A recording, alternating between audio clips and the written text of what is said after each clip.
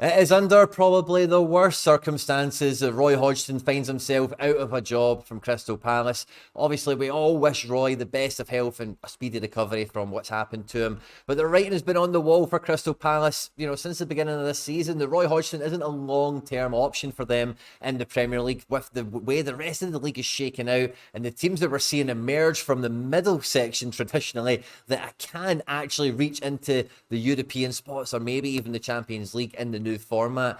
Crystal Palace have to have had an eye out for a new manager. I did a video on it on the channel about 6 months ago, and yeah, Ole Glasner, heard it here first, he's in town now. And honestly, this appointment, I'm really surprised how quickly Palace got it done. And straight away from Glasner's first command of the team, at home to Everton, has got me super excited for what is about to come. Glasner, I had a lot of fun watching his progress at Frankfurt. Obviously, they went on, as you'll know, to win the Europa League. But for that 2 or 3 seasons he was in charge, they were the most exciting team to watch in the Bundesliga. And seeing this lineup go out against Everton tells me that he's going to follow in the footsteps of the likes of De Zerbi, Thomas Frank, Ange Postecoglou. These types of guys that are just going to come to the Premier League and be themselves, be the best version of themselves with all the Premier League resources and attraction that being a Premier League manager gives you, that when you're the Frankfurt manager or something like that, you don't quite have access to the best players in the world. A huge transfer kitty, that appeal when you reach out to a player of come and play in the Premier League.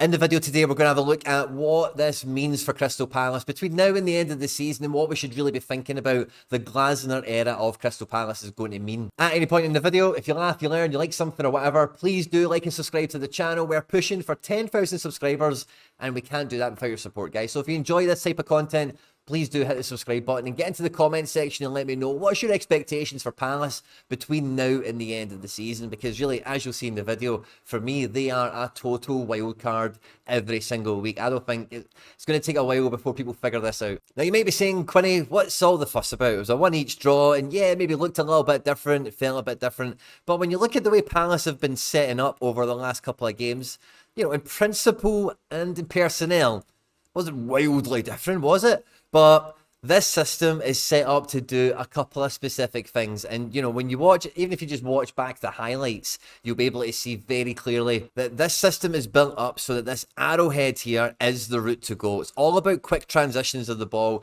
and getting the ball into the final third in this kind of arrowhead here to good effect. Now, new signing Wharton, who's meant to be the second coming of Declan Rice, he could be on for a huge, platform to really kick on and shine, because in this system, the 2 guys in midfield need a great command of this kind of middle territory, this middle zone, because they do expect that they're going to lose the ball quite often when they play the ball into the final third. So they're going to have to be prepared to try and win it back. So the middle players, Jefferson Lerma, of course, has been a great kind of bodyguard midfielder. And Wharton, if he is that kind of Declan Rice player who can knit play together, as well as have that eye to, see when to play the forward pass into space, for any of the wide players, he could get a really big reputation really quickly. Also not in this picture, of course, is Doucouré, who could maybe come into this spot instead of Wharton or alongside him instead of Lerma or something like that. But again, a guy that offers a lot of energy in transition and will go box to box, and I think could thrive and flourish in this system here.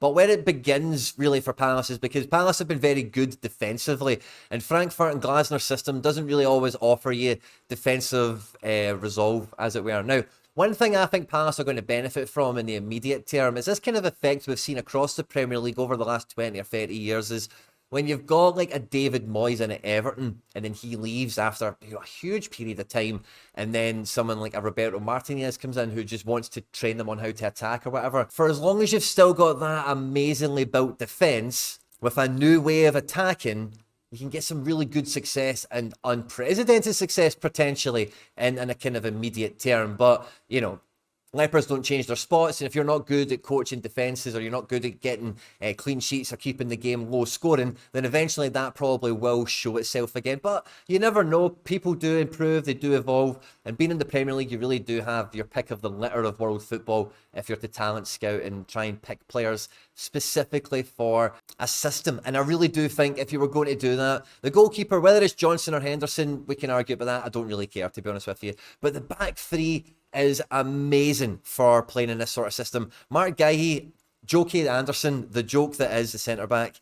Fantastic Premier League level ball playing centre backs that are very good at progressing the game up and down. But in a 4-4-2, you do feel there's a bit of something missing. And Chris Richards, every good period of his career, he's in a back three. So I think him coming in here with Bundesliga experience, Premier League experience, American international, I just think this is a really good back three that really does make Palace's defence a little bit more solid, because obviously off the ball, they're going to tie back into a 5. And this is maybe where I'm not too sure how much adaptation to the level Glasner is going to undergo in this Crystal Palace team. Because in Frankfurt, we had Kostic out here, who's basically artillery. And on this side, it was Ansgar Knauf, who is basically a striker, coming in very late from this right-hand side here if the ball was on the left, with Kostic, who would be the artillery to play the ball into space for, the likes of Kamada, Jesper Lindstrom, Kolo Muani, Rafael Borre, lots of good attackers, but none of them with blistering pace. So Mitchell's much more of a kind of left back, and Munoz, of course, is much more of a right back. So you're not going to get that same total attacking output that Frankfurt gave, which might protect them a bit more defensively. But there is options for these wide areas to become a bit more, let's say, artillery-based. I do think Mitchell's probably going to nail down this left-hand side. So I think he's a really good player, a really good player on both sides of the game. Yes, he can improve. Yes, he could be better. But I think for somebody like Glasner and for Crystal, what you're going to get from him. He's never really going to totally let you down. And falling into a back 5 with midfield defensive support as well, he's probably really quite safe in that spot for me most of the time. But it's on this right-hand side here, because if it's not Munoz, it could be somebody like Michael Olise. Now, this would be much more of a kind of mirror image thing, because Kostic was on the left with a left foot, whereas Olise on the right with a left foot. It's a bit of a different dynamic and a bit of a different setup.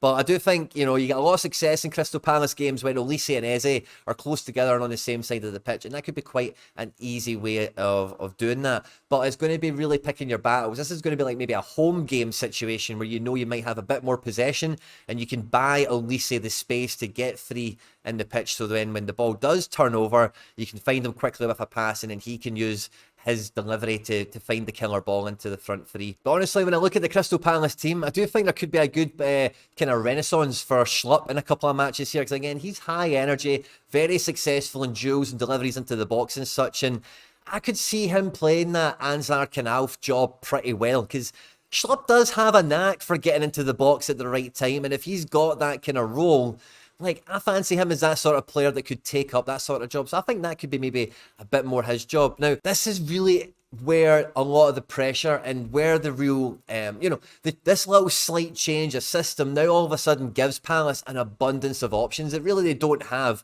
in the previous system, because here we've got Ayew, Eze and Mateta. But I think we would all agree that Olise has to be in the best team somewhere. Ayew seems undroppable by everyone. Again, he's got very good statistics, fantastic energy in pressing off the ball and defensive shape and blah, blah, blah, all that kind of stuff. So it's hard to imagine he really comes out. But between Mateta and Odsonne Edouard, it does feel like that kind of role is definitely, that they could fight for that for the rest of the season, and they probably will. Do we see something like an Ayew spearheading an Olise and Eze kind of, arrowheading behind him? Perhaps. Because if this Wharton kid does have the range of passing, you will want to get Olise and Eze, running into space on the counter-attack against most Premier League teams away from home, and a lot of the bigger teams when they come to your place as well. It is going to be about quick turnovers and quick transition.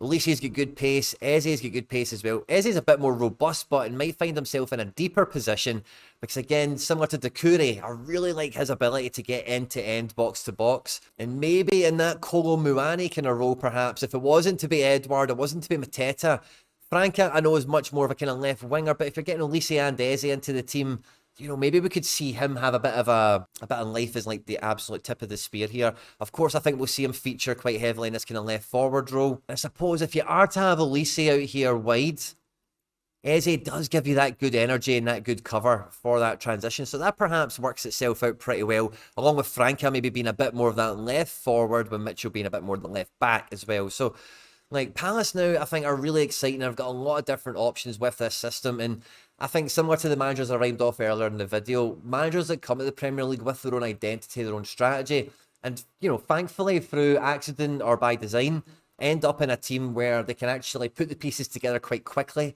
and get some results, can, really change the fortunes of a club dramatically overnight. And when we look at the league table, the points isn't really the thing I'm looking at this stage of the season. It's the losses and the wins. Now, Palace on 12 losses now is a significant figure, right? But it's not too dissimilar to a lot of teams around them. What is dissimilar is the win column. Palace have probably drew too many games, really, which is what puts them in 15th rather than 13th or even 12th, which is a slightly better outlook, and then you can springboard perhaps a bit higher, but unfortunately a little bit lower. 25 games played, 13 games remaining. I think Palace will be aiming to get into this neck of the woods of where Fulham and Wolves are, certainly.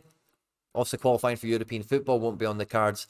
But to do that, they're going to need to increase the wins significantly. And I think every weekend now for the rest of the season, Palace are not going to be shy of going and attacking teams and trying to win matches. And that's going to give much more open football, which in the Premier League always results in goals. And when it is goals galore, everyone's scoring all over the place, then, you know, the results can fall either way. And I fancy the Palace team to have enough quality to ultimately get the job done. I'm really excited to see what Glasner does in the transfer window come the summer as well. I suppose the performances and the injury list, I suppose, between now and the end of the season will really dictate what he needs to do in the team. I'm really interested to catch the comment section on this one. I hope you've enjoyed it. On screen there now is some other stuff that I've made that YouTube thinks you might enjoy. I hope you enjoyed this one, guys, and I'll catch you on the next one.